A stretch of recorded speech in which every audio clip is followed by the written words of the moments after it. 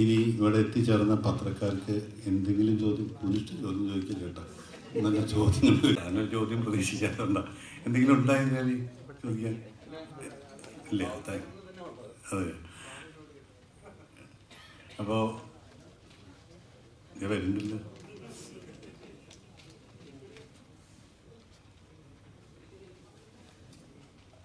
Mic വേണം.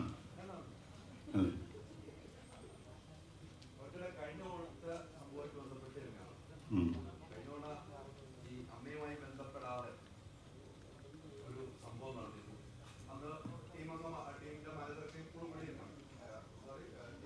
Owners അന്ന് ബാബുച്ചേട്ടൻ പറഞ്ഞൊരു സ്റ്റേറ്റ്മെന്റ് വലിയ രീതിയിൽ ചർച്ച ചെയ്തു. നെറ്റിപ്പേട്ടൻ കിട്ടിയ ആന ഉത്സവപ്പറമ്പിൽ പോയുള്ള അവസ്ഥ എന്നുള്ള രീതിക്കാണ് അന്ന് സ്റ്റേറ്റ്മെന്റ്. അന്നത്തെ ക്യാപ്റ്റനായി വന്നത് ചാക്കോച്ചനായിരുന്നു. അന്ന് ചാക്കോച്ചൻ്റെ അടുത്ത് ഞങ്ങൾ ഈ കാര്യങ്ങൾ ഇത് ലാലേട്ടൻ പോലും മാറുമോ എന്നൊക്കെ ചോദിച്ചപ്പോൾ ലാലേട്ടന്റെ അനുഗ്രഹമുണ്ട്, ഇപ്പോഴും ലാലേട്ടന്റെ അനുഗ്രഹമുണ്ട് എന്നാണ്. അതെന്താണ് അന്ന് സംഭവിച്ചത്? അമ്മയുമായിട്ട് ബന്ധപ്പെടാതെയാണോ അന്ന് ടീം പ്രഖ്യാപനം? അതൊരു കമ്മ്യൂണിക്കേഷൻ ഗ്യാപ്പ് ഉണ്ടായിരുന്നു, സത്യം തന്നെയാണ്. പിന്നെ അതിനൊരു കോൺട്രാക്റ്റ് ഉണ്ടായിരുന്നു. ആ കോൺട്രാക്റ്റ് കഴിഞ്ഞപ്പോൾ അത് പുതുക്കിയില്ല എന്നുള്ളതാണ് ഇവരുടെ ഭാഗത്തു നിന്നുള്ള, ഓണേഴ്സിൻ്റെ ഭാഗത്തു നിന്നുള്ള ന്യായീകരണം.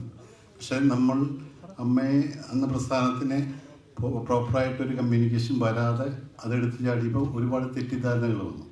അപ്പോൾ അതിനൊരു ഒരു ജനറൽ സെക്രട്ടറി എന്നുള്ള നിലയിൽ ഞാനൊരു ക്ലാരിഫിക്കേഷൻ കൊടുക്കേണ്ട ചുമതല എൻ്റെ ഭാഗത്തുണ്ടായിരുന്നു.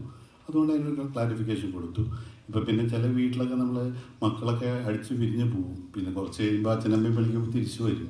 ആ ഒരു അവസ്ഥയായിട്ട് കൂട്ടിയാൽ മതി. കാരണം നമ്മൾ എന്തൊക്കെ പറഞ്ഞാലും ഒന്നെന്നെയാണ്. പിന്നെ നമുക്ക് വേണമെങ്കിൽ മാറി നിൽക്കാൻ പറ്റും, സുഖമായിട്ട് മാറി എന്നും വരും. പക്ഷേ ഈ വർഷം ടീം ഇറങ്ങിയില്ലെങ്കിൽ നഷ്ടപ്പെടുന്നത് CCL കേരള ടീം എന്നൊക്കെയായിട്ട് പുറത്ത് പോകും, ഫ്രാഞ്ചൈസി നഷ്ടപ്പെടും. അപ്പോൾ നമുക്ക് ടീം ഇറക്കാതിരിക്കാൻ പറ്റില്ല. അപ്പോൾ സ്വാഭാവികമായിട്ടും നമ്മുടെ അടുത്ത് ഞങ്ങളായിട്ട് ഒരുപാട് സംഭാഷണങ്ങൾ നടത്തിയതിൻ്റെ ഉടമകൾ. അപ്പോൾ നമ്മൾ ചില കാര്യങ്ങൾ പറഞ്ഞു, നമ്മളുടെ എല്ലാ പഴയ ആൾക്കാരെയും തിരിച്ചു കൊണ്ടുവരണം, അതാണ് എൻ്റെ ആഗ്രഹം എന്ന് പറഞ്ഞു. അതൊരു പരിധി വരെ സാധിച്ചു. അതിനൊപ്പം നമ്മുടെ കൂടെ നിൽക്കുന്നുണ്ട് അവർ. അത് സാധിക്കും. അതുകൊണ്ട് തന്നെ വിജയത്തിലേക്ക് എത്താൻ കഴിയുന്ന പൂർണ്ണമായിട്ട് വിശ്വസിക്കുന്നു. അല്ല ഞാൻ പറയാം, അല്ല അത് ചിലപ്പോൾ ഇവർ അന്നത്തെ ആലോചിക്കാതായിരിക്കാം. അതിപ്പോൾ എനിക്കിപ്പോൾ അന്നത്തെ മനസ്സിൽ, പിന്നെ നമ്മുടെയും പ്രായം മാറിയില്ലേ, ഒരു വയസ്സ് കൂടിയില്ലേ, നമുക്കും കുറച്ച് ഇരുത്തൊക്കെ വന്നു എന്ന് വിചാരിച്ചു. അല്ല അത് തീർത്തില്ലേ. അല്ല ആ വിഷു തീർക്കുക എന്നുള്ളതാണ് ഇത്തവണ സാധിച്ചത്. അങ്ങനെ തെറ്റിദ്ധാരണകൾ ഉണ്ടെങ്കിൽ അതൊക്കെ തീർത്ത് വീണ്ടും ഞാൻ ഒന്നില്ലെങ്കിൽ 10 കൊല്ലം മുമ്പ് ഈ ഒരു ചെറിയ കുറേ മണ്ണാണ് കിട്ടിയത്. അതിന് മോൾഡ് ചെയ്ത് രൂപത്തിലാക്കിയില്ലേ. കാരണം അന്ന് 2 കാര്യമാണ്. പ്രിയട്ടൻ പറഞ്ഞു, ഇതിങ്ങനെ ആലോചിച്ചപ്പോൾ ഒരു 5000 പേര് കയറോടാ ഈ സ്റ്റേഡിയത്തിൽ, ഇത്രയും വലിയ ആന പോലത്തെ സ്റ്റേഡിയം, ഈ ക്രിക്കറ്റ് എന്നൊക്കെ പറഞ്ഞ് 5000 പേര് കയറുമെന്ന് ചോദിച്ചു. പക്ഷേ ചരിത്രം നോക്കിക്കോളൂ, ഇന്ത്യ പാകിസ്ഥാൻ കളിച്ചപ്പോൾ 75,000-നും 90,000-ത്തിനിടയിലാണ് അന്ന് ഈ സ്റ്റേഡിയത്തിൻ്റെ ചരിത്രം പറയുന്നത്. പക്ഷേ CCLൻ്റെ ആദ്യത്തെ ഷോന് ഞാൻ 1,25,00,000 ആളെ അവിടെ കയറ്റി.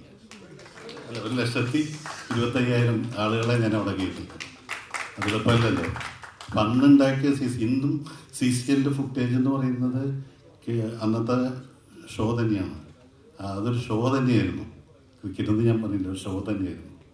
അതിലേക്ക് നമ്മൾ തിരിച്ചു കൊണ്ടുവരണം CCL. പിന്നെ CCL ഇതിപ്പോൾ ചോദിച്ചപ്പോൾ ഒരു തുടർച്ച കാര്യം പറയണം. നമുക്ക് CCLൻ്റെ ഗ്ലാമർ അവിടെ കുറഞ്ഞതെന്ന് അറിയും.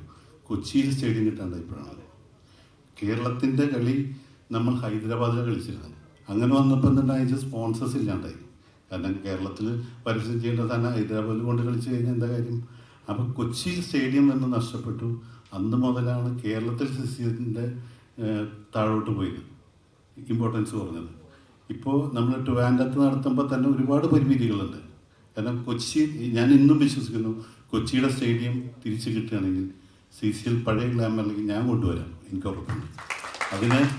അതിൻ്റെ അധികാരികൾ ഒന്ന് മനസ്സ് വെച്ചാൽ, നമ്മൾ ക്രിക്കറ്റായിട്ട് അതിൻ്റെ അകത്തേക്ക് ഒന്ന് കയറ്റാൻ സമ്മതിച്ചാൽ നമ്മൾ തിരിച്ചു കൊണ്ടുവരാം, ഒരു സംശയമില്ല കേട്ടോ. അപ്പോൾ ഇനിയിപ്പോൾ നമുക്ക് ചടങ്ങുകൾ അവസാനിപ്പിക്കേണ്ട സമയമായി, നീട്ടി വിളിക്കുന്നില്ല. അപ്പോൾ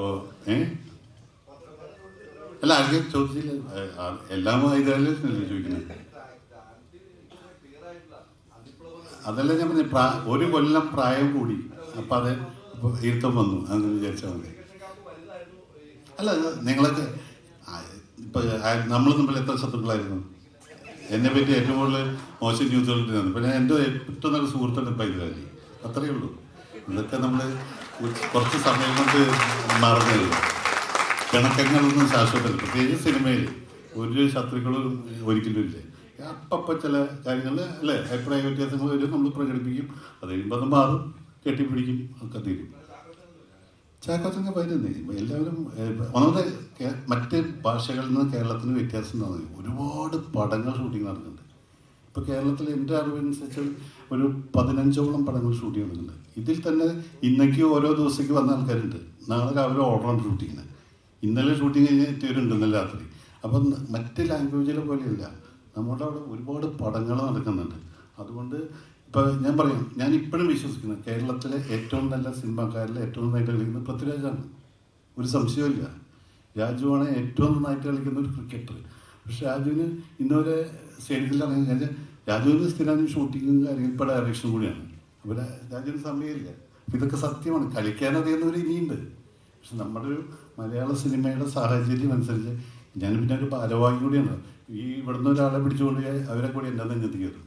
അപ്പോൾ നമുക്ക് അതും സാധിക്കില്ല. അപ്പോൾ ഷൂട്ടിങ്ങിന് ഒരു തരത്തിലും കുഴപ്പം വരാതെയാണ് നമ്മളിത് ഹാൻഡിൽ ചെയ്യുന്നത്. അപ്പോൾ ഒരു ഷൂട്ടിങ് പോലും നമ്മുടെ CCയിൽ കാരണം മുടങ്ങരുതെന്ന് ആഗ്രഹിക്കുന്ന ആളാണ്. ഏതൊക്കെ ഷൂട്ടിങ്ങിനൊക്കെ അവർ വിടുന്നുണ്ട്. അപ്പോൾ നമുക്ക് ഈ ഷൂട്ടിംഗ് ഷെഡ്യൂൾ അനുസരിച്ച് വരാൻ പറ്റുന്നവരാണ് ഇപ്പോൾ ഉണ്ണി മൂന്ന്. നമ്മൾ നല്ല കാലം പോയി ഒരു ഉണ്ണിക്ക് തവണ വരാൻ ഒരു സാഹചര്യമില്ല.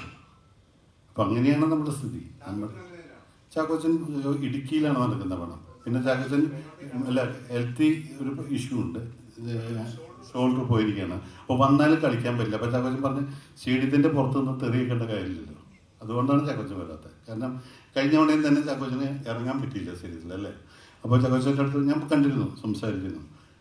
അപ്പോൾ ചാക്കോച്ചൻ പറഞ്ഞതാണ്, ഞാൻ ഇത്തവണ ഈ സ്റ്റേഡിയത്തിൽ പുറത്ത് വന്നിട്ട് അതൊരു വീണ്ടും ലഭ്യനാവുന്നുള്ള അവസരം ഉണ്ടാകണ്ട എന്നുള്ള പറഞ്ഞ് നമുക്ക് എല്ലാവരെയും കൊണ്ടുവരാന്നേ. തിരിച്ച് നമുക്ക് എല്ലാവരെയും സ്നേഹം കൊടുത്താൽ വേറെ മരുന്നുണ്ട് അതിൻ്റെ അപ്പുറത്ത്. എല്ലാവരും തിരിച്ചു കൊടുക്കാൻ കഴിയും എന്ന പൂർണ്ണ വിശ്വാസം എനിക്കുണ്ട്. നമുക്ക് ആരോടും വഴക്കൊന്നുമില്ല, എല്ലാവരും ഒരേപോലെ കേട്ടാ. അതുകൊണ്ട് ഇത്രയും ഗംഭീര സ്ട്രെങ്തല്ല നമുക്ക് തവണ. CCയിലെ മറ്റൊരു ടീമിനുണ്ടാവില്ല ഇത്രയും സ്ട്രെങ്ത് ആയിട്ടുള്ളൊരു ടീം.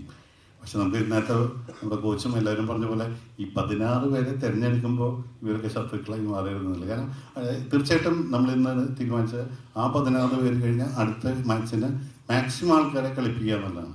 ഇവരൊക്കെ നാളത്തെ അടുത്ത കൊല്ലത്തെ ടീമിൻ്റെ ഏറ്റവും നല്ല പ്ലേയേഴ്സായിട്ട് മാറും, അത് ഉറപ്പാണ്. നല്ല സ്ട്രെങ്ത്തുള്ള ടീമാണ്, നല്ല കപ്പാസിറ്റിയുള്ള കുട്ടികളാണ് ഇപ്പോഴത്തെ. അതുകൊണ്ട് ആ ഒരു വിശ്വാസം ഉണ്ട്.